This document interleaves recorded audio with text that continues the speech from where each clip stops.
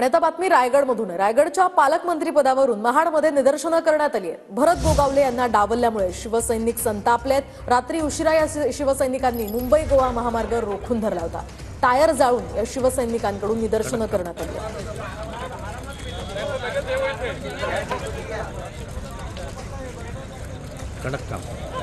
आमचे 6च्या 6 आमदारांनी मुख्यमंत्री उपमुख्यमंत्र्यांना कळवलं, सगळ्यांनी भेटी घेऊन सांगितलं।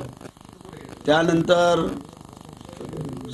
जिल्ह्यामध्ये संपूर्ण वातावरण झालेलं होतं की पालकमंत्री भरतशेठ व्हावं म्हणून, आणि आत्ता जो निकाल आला तो अनपेक्षित आहे, तो मनाला पटणारा नाही आहे।